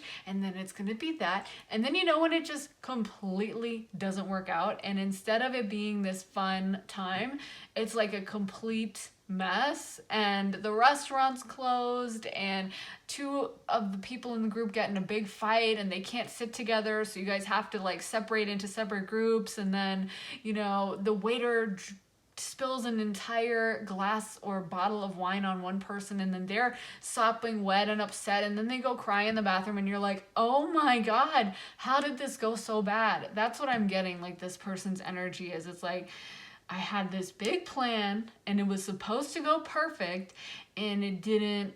How did it not work out after I planned it so perfectly? So yeah, this person really, really, really, really liked you. They had a lot of focus and energy on you. And it's like, yeah, they really saw like a long-term potential with you. They really felt very connected to you, and they still do, but it's just that there's this like lack of ability to manifest it the way they wanted. They see you as a very like serious person, not in a serious like buttoned up type of way of like being, I don't know, boring or something, but serious in the sense of like, you know what you want, you're respectable, you've got a lot of things figured out for yourself, you're dignified, you have a lot of dignity to you, and they really like that and respect that. And that's why I feel like they had such intimidation of like not knowing how to approach you. I'm hearing like you're gonna have to come correct. Like I feel like that's what this person was feeling, was like, if I approach this person, I need to make sure everything's perfect. And that might be where the holdup happened and the like cog in the wheel happened, is because I feel like it's like, yeah, there's like this perfectionist energy coming through. And that was why I kept bringing up my procrastination. And when I like went into my mindset, I realized I was being a perfectionist, couldn't stand the idea of writing a paper that wasn't like the best. And so I'd like freak out about like, oh, I had an argument with this person, I can't write my paper. And I'd want to wait until like that perfect moment till I felt good about it. And it was just perfectionism. And I feel like that's what's going on here, or was going on, was this person has so much respect for you that they really don't want to mess it up. They feel like when they come to you, it all has to be right. And I feel like it just never reached that perfect moment for them where they felt like it was like the full signal of like the go ahead of like, go in and get it, So they just kind of procrastinated and would just kind of stay away and just kind of think about themselves. And they kind of went into a little bit of a fantasy land too, of like, it's easier to imagine what's going to happen when we get together and how we're going to spend our holidays together than it is to actually send that text or approach this person or give them the best in the relationship.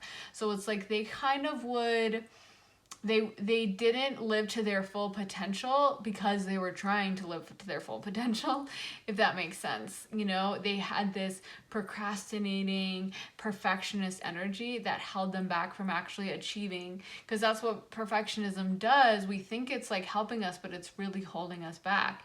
And so I think that this person, now they're kind of in the stage of realizing like, ooh, so I didn't handle it that way. Like, me, when I finally looked back on my college and I realized, why the hell did I pull all those all-nighters? Was I crazy? Why did I think I could take a test when I hadn't slept for 48 hours and I'm taking like a high-level, test that's like really difficult? Like, what? It makes no sense.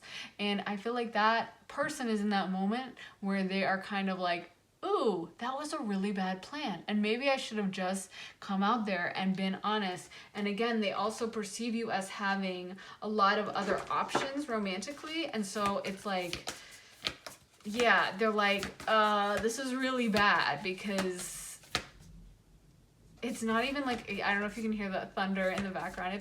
It's raining so much lately, and it's always getting dark in here too.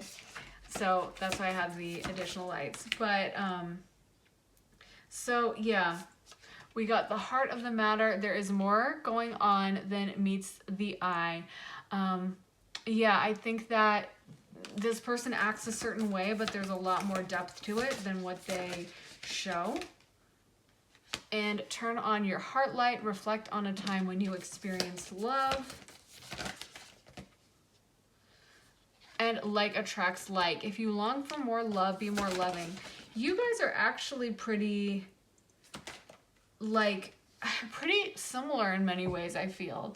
Like, you guys have a lot of the same goals, and you're actually very compatible energetically, I feel. Like, this person takes, like, you guys want a lot of the same things in life, actually.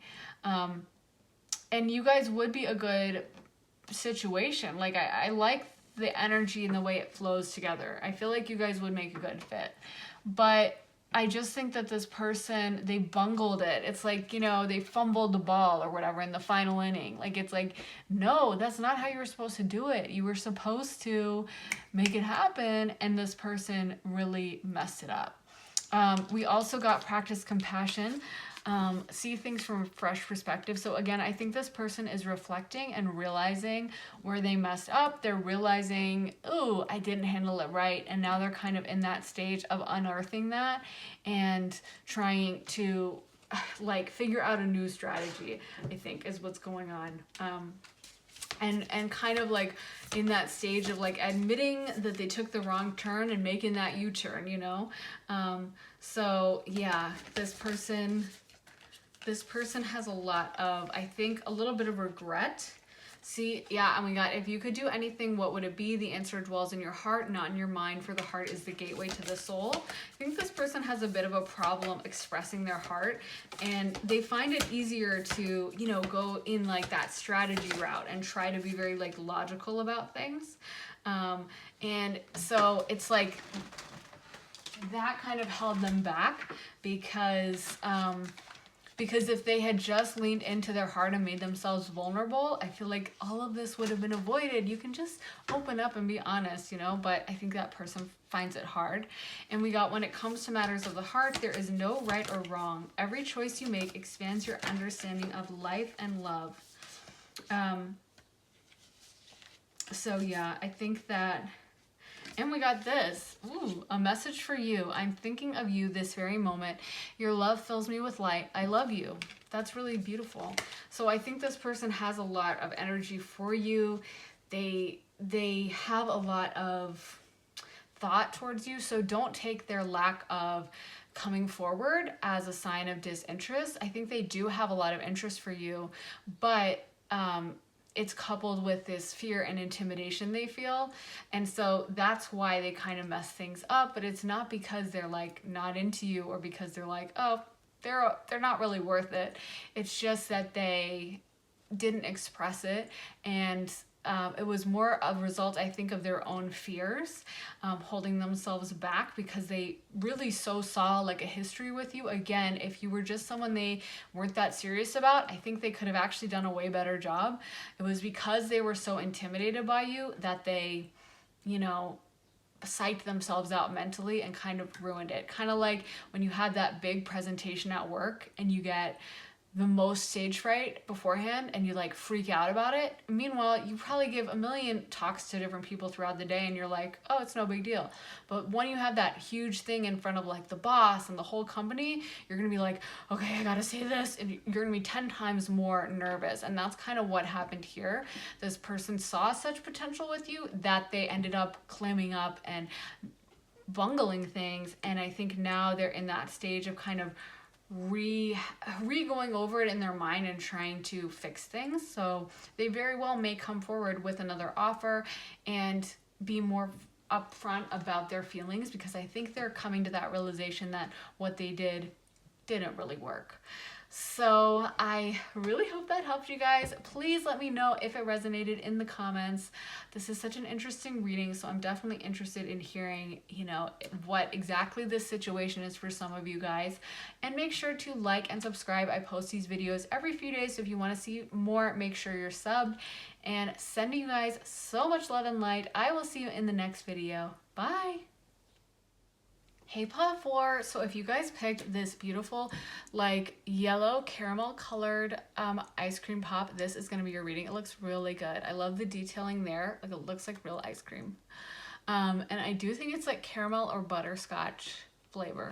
But maybe it's like corn or something, because they have those in other countries besides America. So anyway, it looks really good. Let's get into your reading. What did Pile 4 think of them when they first met them? What were their first impressions of them? What was Pile 4's first impression of them?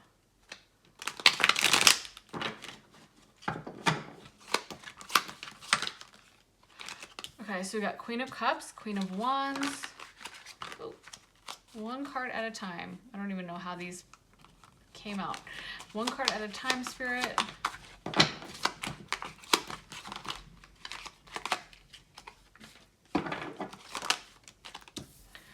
So I'm hearing that this person felt like you had it all.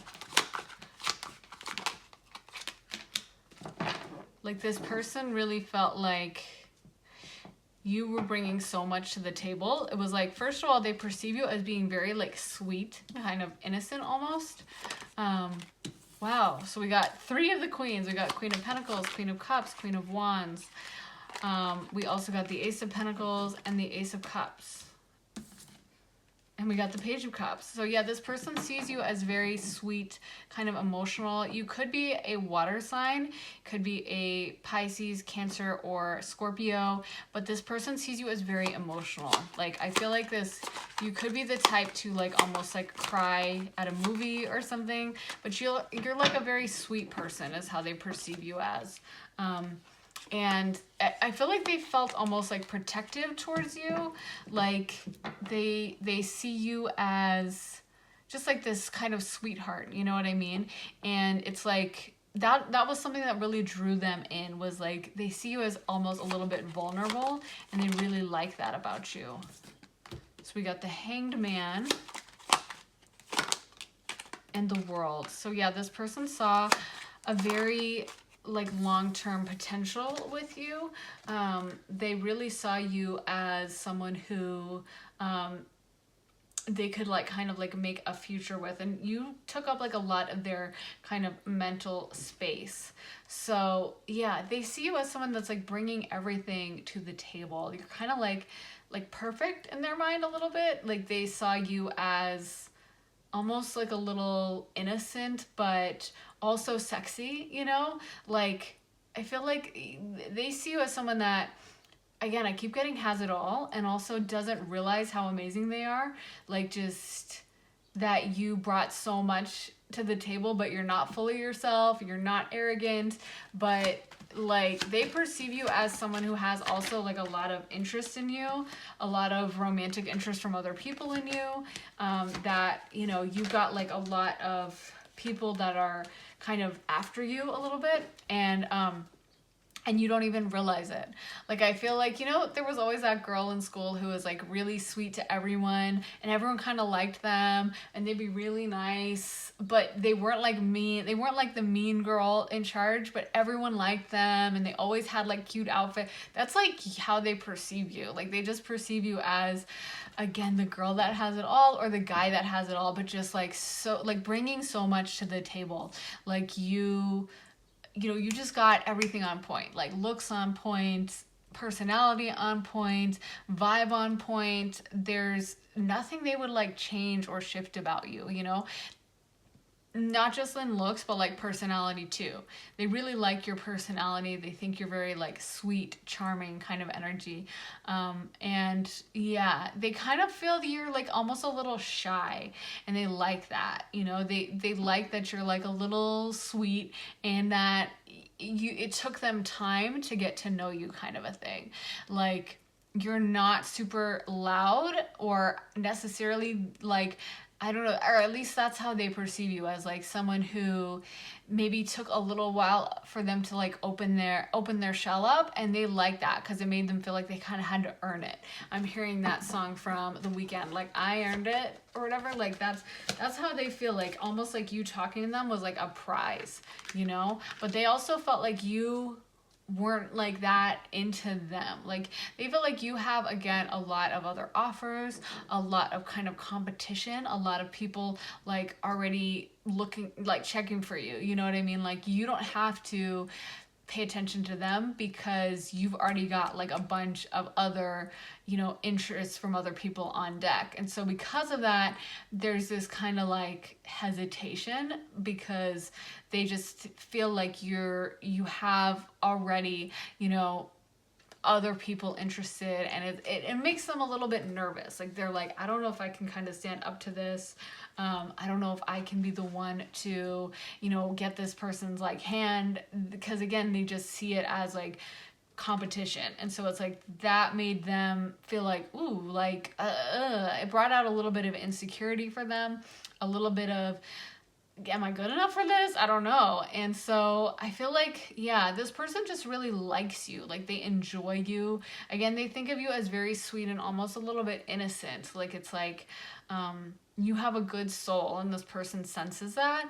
And again, I'm getting like water sign energy from this. Like I could definitely see Pisces or Cancer, and even Scorpio. Could also get like Libra vibes. Like it's just very sweet energy coming through. And I feel like this person has this protective urge over you because of it, where you bring out like that protective side of them that might not even have been activated with someone else. Like they might normally be like, who cares? Like, you know how like there's that rule that the guy has to walk on the side of the street with the cars? Like that's like the etiquette. And I feel like this person would normally never even pay attention or notice that. But with you, that would be like first thing they think of like, oh, let me get on the side of the cars. Let me get this person away from the street. You know what I mean? Like you made them want to do those things because they feel super protective over you. And that's just coming in really strongly, is like, it's like almost like they want to protect you from the world. They want to protect you from ever feeling sad or upset. They just see you as such a little like angel that they don't want you to be going through any pain or anything.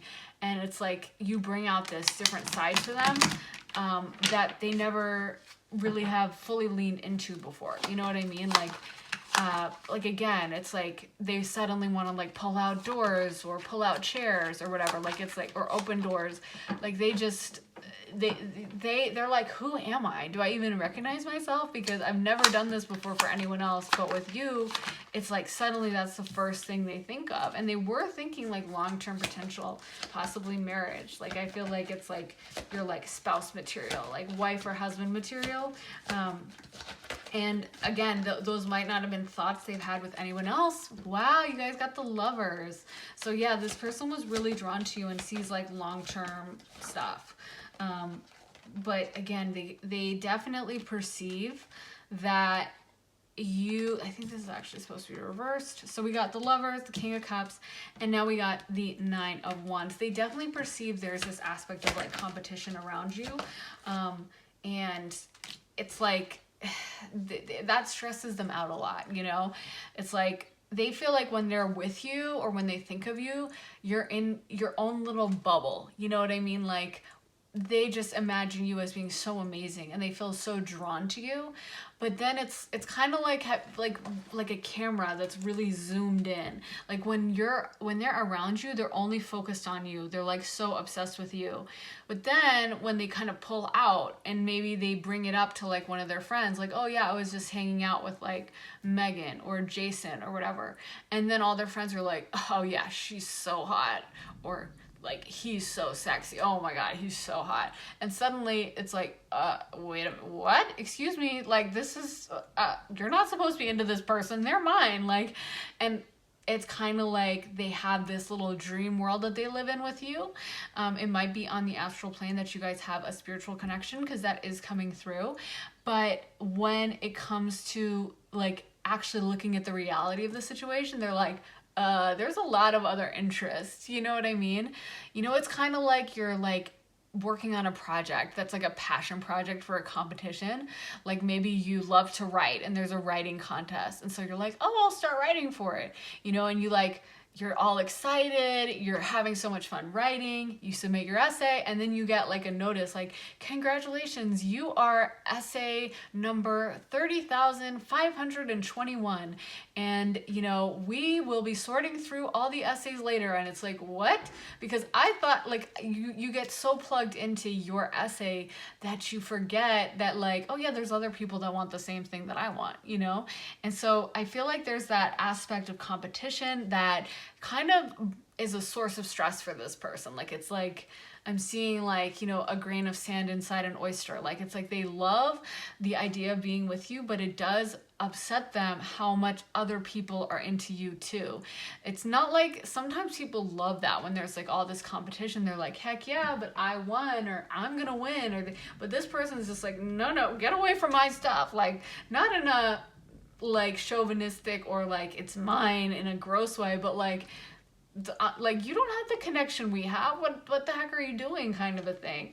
And it stresses them out that they feel like when they're with you, that other people will always be kind of like nosing around, like trying to get in, you know. And they really don't like that. They feel very almost possessive or protective of you. And so it's like that does bother them, and they think about it a lot. I feel like the idea of them, of like other people coming around you, like if you were to be with someone on Instagram other than them, it's like that drives them crazy, you know. They are not like, okay, well, glad they're having fun and whatever. They're like, what the heck? And they assume that anyone who is around you, because again, they perceive you as someone who definitely has it all, that they are not like, oh, well, I'm sure that person just sees them as a friend.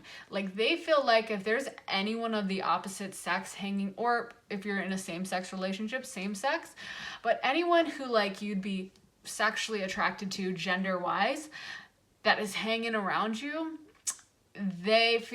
they're like, I know that other person has designs on them. I know that other person is trying to get in with them. You know, they don't see it as like, oh, you guys are just friends. And they just assume that you would kind of charm anyone around you. Like, all that you're bringing to the table is so much that it's like, I'm hearing, I can't help falling in love with you. So it's like, that's how they perceive everyone. Like, everyone would be unable to resist you because you're just that irresistible. Like, it's like, you know how like Angelina Jolie, like, even if you don't like Angelina Jolie, or, you know, whatever, she's not your idea of beauty. Maybe you have a different idea of beauty. Like, you know, maybe you like a darker skin tone, or a fuller figure, or I don't know, blonde hair, you know. But no matter what, anyone would have to acknowledge that like Angelina Jolie is a beautiful, you know, woman. So even if you had a very different idea of kind of the type of person that you want, if you were around Angelina Jolie, you would be still probably like blown away by her presence. You know what I mean? Just because she's just so like attractive, in my opinion, at least. Like, her bone structure is just like so like perfect for most people's idea of beauty. And so it's like, I feel like that's the case with you. Like, even if someone's like, oh, I'm not into this type of girl, or I'm not into this type of guy, whether they're talking about looks, personality, or whatever, maybe they're like, oh, I don't like jock guys, or I don't like girls that are, you know, good at school, or I don't know, something like, you know, when they were around you, they couldn't help but be charmed, like everyone, because you guys just have that like magic about you. That's what this person is saying. That's why they don't trust people of the opposite sex, or if you're in a same-sex partnership, like same-sex, but whatever, like the person who you'd be attracted to, anyone like that, they don't trust around you, because they assume that person, if they come around you, is already interested romantically and trying to be in a romantic relationship. So they're very mad about that. Basically, that's what they're telling me, is like, they wish you would stop hanging out with other people, and they drive them crazy, the idea of you, even the idea of you being with anyone else. So there's definitely a lot of that jealous energy coming through, and like a desire to earn enough and kind of get themselves in a position where they can really come to you. This person feels a very soulmate vibe to you. Like, I feel like, again, you're like the perfect image of what they imagined or wanted in a partner, in a spouse. Like, whatever they had drawn up in their mind, like looks, personality, blah, blah, blah, the whole list, that's what you fit. Like, if they wanted a housewife, you're the vibe of that. If they wanted a working, you know, ambitious, like work out of the house person, you're that. If they wanted, you know, a certain physical look, a curvy girl, you're that. If they wanted a skinny girl, whatever, you know, I just feel like you really appeal to them in like every way. So it's like they definitely imagine this kind of like, okay, how do I make this like a long-term situation? And it's like they want to come up and they want to make themselves get everything together financially so that they can actually come to you. You know, you also, there's this aspect that you make them feel a little bit incompetent compared to you, but they don't dislike it. Like, it's like they really like how good you are with your emotions. This is kind of a very like traditionally masculine feminine vibe I'm getting, but of course, if you are in a same-sex partnership, or it's flipped, a girl asking about a guy, or whatever the situation may be, you know, it doesn't matter really. But the energy that I'm picking up on is like this person has more of a almost like masculine energy, and you're like a feminine energy, in that you're very like emotional and very receptive, very supportive, very loving, very sweet. And this person is a little bit less good at their emotions. They're more good at like some of the masculine realm, like earning money, or, you know, focusing on like the logic, like, you know, facts not feelings, or whatever the phrase is. Like this person, I have never like, I don't, that phrase comes up all the time in these readings, and I've never like, I heard that phrase once, but I feel like it just sums up a lot of people's mentality. Like this person is not the type necessarily to, you know, watch like a bunch of love, like they're probably not watching the Hallmark movie marathon every Christmas, you know what I mean? But you kind of bring out that side to them, and they love the fact that you have this like magical view of the world. I feel like you guys are almost like a manic pixie dream girl vibe, or kind of just like this sweet, creative, emotional way of viewing the world. And I feel like this person feels more safe in your presence because of that, because it's like they can open up that side of them that they would usually in other aspects of their life kind of close off. And yeah, and we got be authentic, be real and true to who you are and how you feel. And that's coming in really strong. Like you allow this person to be authentic and to really feel like their true selves, you know, in a way that I think in other aspects of their life, they feel like they kind of have to like cover it up. So yeah, and we also got focus on love, look for the good in everyone, and choose love. You always have choice, make yours with love. So I feel like you've opened up a lot of this person's kind of like heart chakra. Like they weren't expecting to feel this strongly, but they really do. And so it's like it's kind of opened their eyes to a new realm. We also got spiritual connection. A relationship has a connection that goes beyond this lifetime. So yeah, this is super awakening for this person in a lot of ways. And we got act as if your partner is here. Whether you have someone in your life or not, act as if they are with you, so you will always consider them. That is so beautiful. I love that. And I feel like that's what this person does. I could see them even like imagining that you're with them, or like play imagining like, oh, they would like this or something. Like I feel like it's almost like you make them want to, you're a source of motivation for them with like, you know, maybe earning money or persevering through a difficult situation. You know, maybe like there's a disagreement someone has with them, but they're able to kind of keep their chin up because they think of you, and you guys have this really spiritual connection. And it's like it makes them want to go lean into their more divine masculine, like aggressive yang energy because of this connection. Oh my god, we got soulmate. Your soulmate is already with you in spirit, believe this, and they will manifest physically. So this could be a soulmate relationship. I am getting that, like again, divine masculine, divine feminine kind of vibe. This person really wants to protect and take care of you, and it's very spiritual and sweet. You may not always understand why certain things happen. However, there is always a higher purpose to the events in your life. Through turmoil, a blessing will soon be revealed. So it might be that, you know, this is being delayed for a reason, and you guys are meant to come back together. Secret admirer. Someone has deeper feelings for you than they are letting on. So yeah, you might not know the depth of feelings that this person has for you. And sexual union. Honor the place in one another where you are one eternal soul, for there you will find true bliss. I gotta say, this is not the kind of reading this is. I did do an 18 plus a little while ago.